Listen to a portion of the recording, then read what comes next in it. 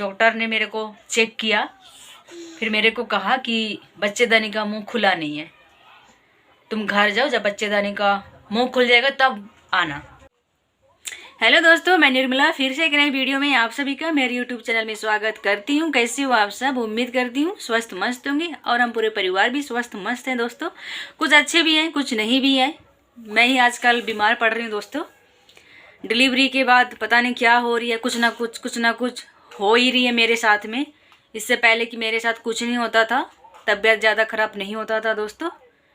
Delivery के बाद मेरे को ऐसा लगता है कि मेरा शरीर ही ख़राब हो गई है, इसीलिए ऐसे हो रहा है। कुछ ना कुछ होता ही रहता है, लेकिन चलिए कोई बात नहीं दोस्तों। आज का वीडियो में मैं अपना प्रेगनेंसी के बारे में आप लोगों से शेयर करूंगी। 1 महीने से लेकर 9 महीने तक मैं कैसे बिताई, मेरे साथ कौन कौन था, क्या क्या हुआ, इस वीडियो में सब बातें बताऊंगी आप लोगों को। इससे पहले कि मैं इस प्रेगनेंसी के बारे में कभी आप लोगों से शेयर नहीं की हूँ दोस्तों।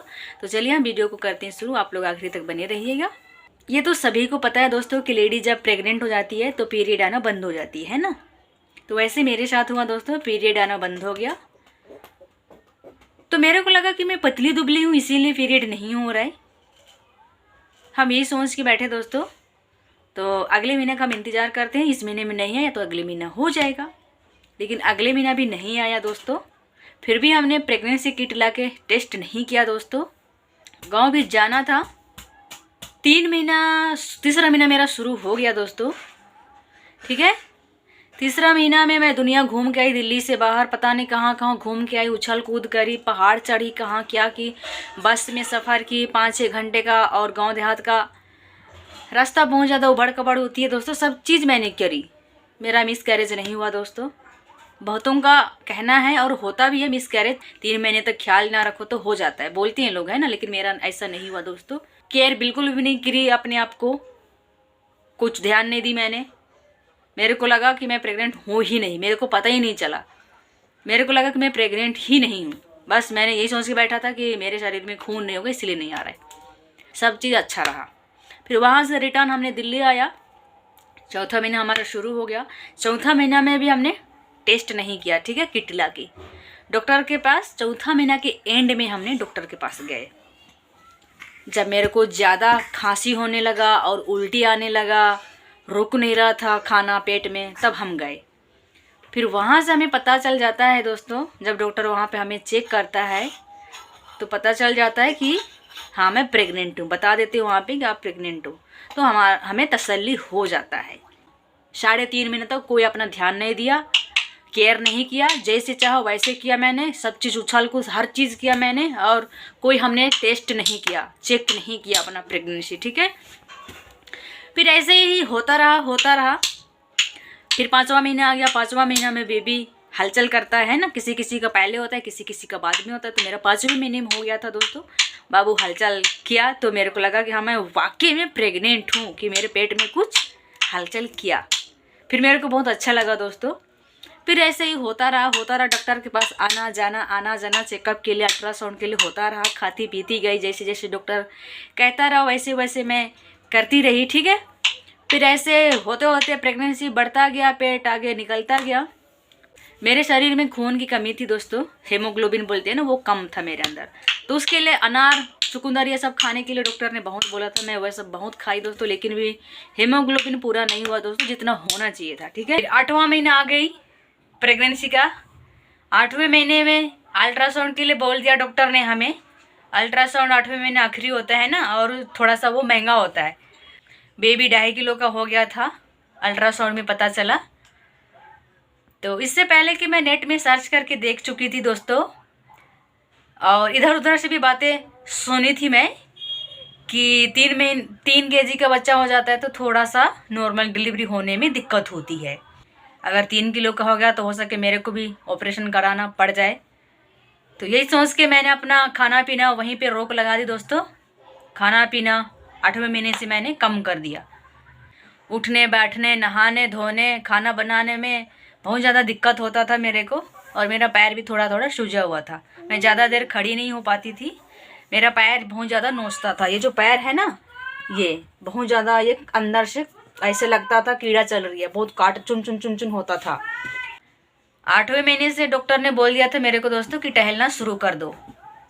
तो मैं सुबह शाम टहलने के लिए पार्क चली जाती थी दोस्तों, सुबह 6 बजे और शाम को 6 बजे चली जाती थी, अपना टहल के आ जाती थी। डेली ऐसी करती थी दोस्तों। ऐसे करते करते करते करते 9वां महीना आ गई दोस्तों। 9वां महीना तक मैं अकेली थी दोस्तों घर में। पति जब ड्यूटी चले जाते थे तो मैं घर में अकेली हो जाती थी दोस्तों। बाय चांस कुछ भी हो सकता था, जैसे मैं नहाने जाती थी फिसल के गिर जाती या कुछ भी हो सकता था, है ना। कई बार तो मैं फिसल भी गई थी बाथरूम में, लेकिन गिरी नहीं थी, बच गई थी। तो ऐसे सब होता था दोस्तों।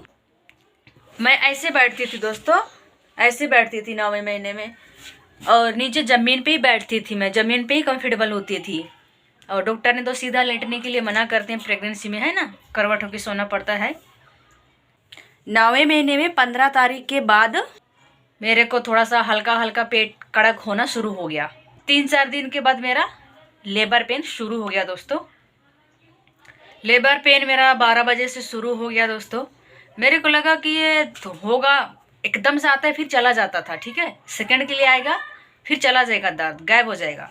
तो मेरे को लगता था ठीक हो जाएगा, मैं सह लूँगी, ऐसे मैं सोच रही थी। मेरे पति ड्यूटी पे थे। तो बाद में धीरे धीरे धीरे धीरे मेरा दर्द बढ़ता जा रहा था दोस्तों। पानी का थैली फट चुका था दोस्तों, और लेबर पेन भी बहुत ज़्यादा हो रही थी मेरे को। इससे पहले कि मैं नेट में सर्च करके देख चुकी थी कि ज़्यादा पानी लीक हो जाने के बाद अगर पानी सूख जाएगा तो क्या खतरा हो सकता है, ठीक है। तो मैंने फटाफट मेरे हस्बैंड को मैंने फ़ोन किया दोस्तों, कैसे ऐसे हो रही है, अब तो पानी की थैली भी फट गई है, अब पानी भी निकलना शुरू हो गया है, पूरा लीक हो रही है, गीला हो रहा है। मैं बकरी जो होती है ना गांव देहात में, वो तड़प तड़प के कुछ देर यहाँ बैठती है, कुछ देर वहाँ बैठती है, तो मैं वैसे ही हो रही थी। इस कोने में बैठती थी, उस कोने पे बैठती थी, जहाँ बैठती तो वहीं पे गीला हो जाता था। ड्यूटी से भागा भागा मेरे हस्बैंड घर आए, और मैं बैग तो पहले ही तैयार करके रखी थी मैंने। मालवीय नगर हॉस्पिटल लेके चले गए दोस्तों मेरे हस्बैंड, मदन मोहन हॉस्पिटल, कुछ नाम ऐसे ही है। तो वहाँ पे और भी मेरे जाने से पहले लेडीज़ लोग थे। कुछ देर वहाँ पे वेट किया, उसके बाद मैं अंदर गई। फिर डॉक्टर ने मेरे को चेक किया। उसके बाद चेक करने के बाद मेरे को डॉक्टर ने कहा कि बच्चेदानी का मुंह खुला नहीं है, घर जाओ। जब बच्चेदानी का मुंह ओपन हो जाएगा तब आना, हम एडमिट ले लेंगे। तो बाहर आने के बाद मैंने हस्बैंड को बताई कि ऐसे ऐसे डॉक्टर ने बोला। फिर वहाँ से थोड़ा सा हमारा दिमाग नहीं काम किया कि हम क्या करें, कहाँ जाए। फिर मैंने हस्बैंड को बोला घर जाएंगे तो मैं रह नहीं पाऊँगी, टिक नहीं पाऊँगी, कुछ भी हो सकता है मेरे साथ। और पानी जो लीक हो रही थी ना, वो निकलता जा रहा था, निकलता जा रहा। उसका भी डर था मेरे को कि पानी हमें सुखाना नहीं है, पानी रखना है पेट में, है ना, वो भी पता था मेरे जहन में। तो मैंने हस्बैंड को बोला कि नहीं, कि मुझे कहीं और ले चलो। फिर वहाँ से हमने निकला, हस्बैंड ने डिसाइड किया, और उसके साथ में मेरे हस्बैंड के साथ में 2-4 कोई दोस्त लोग थे। क्या क्या बातचीत हुआ, और मेरे को तो हस्बैंड संभाल रहे थे, मेरे को पकड़ रखे थे। मैं तो अपना तड़प रही थी, छटपट कर रही थी, मेरा कपड़ा गीला हो चुका था पूरा, नाइटी। फिर वहाँ से 8-9 बजे रात को ऑटो करके हमने ओखला आए दोस्तों। ओखला में एक प्राइवेट हॉस्पिटल है, वहाँ पे हम शुरू से दिखा रहे थे हॉस्पिटल में, ठीक है, प्राइवेट हॉस्पिटल में। सरकारी में नहीं दिखाया ज़्यादा हमने, सरकारी में बहुत ज़्यादा टाइम लगता है, ठीक है, तो उतना टाइम नहीं होता था हमारे पास में, तो वही प्राइवेट में दिखाए। तो वहीं पर लेके चले गए मेरे हस्बैंड ओखला। फिर वहाँ पे चेक किए मेरे को डॉक्टर, फिर अपना पैड वैड लगाने के लिए दिया मेरे को, पानी लीक हो रहा था ना उसको सोखने के लिए। फिर मेरे को बेड में लेके लेटा दिया अंदर। फिर वहाँ पे सुई जो भी देना होता है वो दे दिए पीछे। फिर हस्बैंड से पता नहीं क्या क्या डॉक्टर ने बात किए। फिर मैं एडमिट तो लिया था मेरे को वहाँ पे। उसके बाद मेरा हेमोग्लोबिन कम था ना, कुछ 2 पॉइंट कम था मेरा, 10 या 11 होनी चाहिए, है ना, तो मेरा 8 था। तो डॉक्टर पता नहीं डर गए कि घबरा गए, बोले रिस्क नहीं ले सकते हैं, इसके अंदर खून की कमी है, अगर ऑपरेशन करने की नौबत आ गई तो फिर पता नहीं कुछ ऐसी बात किए मेरे हस्बैंड के साथ में। पता नहीं, मैं तो अंदर थी, मेरे हस्बैंड बाहर थे।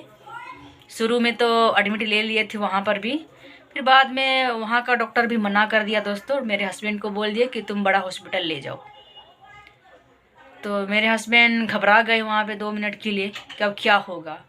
फिर जिस रूम में मैं लेटी हुई थी उस रूम में मेरे हस्बैंड घुस रहे थे, और उनके साथ में और मेरे रिश्तेदार कोई था दोस्तों, उनके साथ में बात करते हुए मैंने सुन लिया कि अब डॉक्टर ने ऐसे ऐसे बोल दिया कि कोई बड़ा हॉस्पिटल ले जाओ।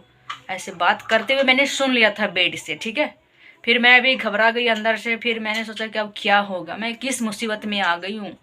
बस रोई जा रही हूँ और मैं दर्द से तड़प रही हूँ। फिर वहाँ से फिर मैंने हस्बैंड को पूछा कि डॉक्टर ने ऐसे ऐसे बोला, तो हाँ, हस्बैंड ने बोला हाँ।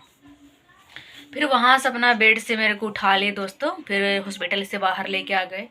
11-12 हमारा ओखला में ही बज गया, ठीक है। ज़्यादा रात हो जाने के बाद ऑटो वाला भी मिलता नहीं है ना, तो 11-12 वहीं पे बज गई थी। फिर वहाँ बड़ी मुश्किल से एक ऑटो मिला दोस्तों। मैं तो अपना परेशान थी, गीली थी, लथपथ थी पानी से, पूरा नेटी गीला हो चुका था और नीचे से पूरा पानी निकल रहा था दोस्तों।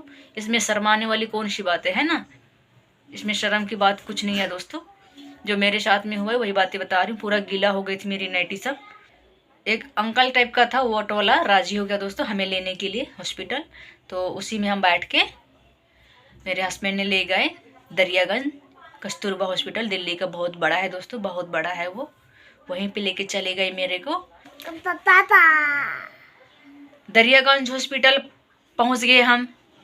वहाँ पे ऑटो से मेरे को हस्बैंड ने फटाफट उतारे। फिर फटाफट से जो भी प्रेगनेंसी का कागज मेरे हाथ में धरा है, फिर फटाफट मेरे हस्बैंड ने इमरजेंसी में भेज दिया। वहाँ पे तो जेंट्स को अलाउ नहीं है अंदर, तो मेरे को वहाँ पे भेज दिया। फिर वहाँ पे डॉक्टर ने मेरे को पूछा कब से ऐसे हो रहा है, कब से दर्द हो रहा है, पानी लीक कब से हो रहा है। तो मैंने बताया ऐसे ऐसे बात है।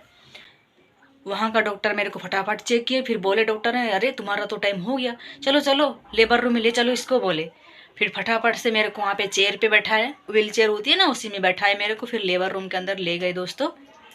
तो वीडियो बहुत ज़्यादा हो जाएगा दोस्तों, बहुत लंबा हो रही है वीडियो, तो दूसरा पार्ट बनाएंगे इस वीडियो का, ठीक है। तो आज का वीडियो यहीं तक। लेबर रूम के बाद मैं आप लोगों को अगली वीडियो में बताऊंगी, ठीक है, कितने घंटे के बाद मैंने अपना बच्चा को जन्म दिया, ठीक है।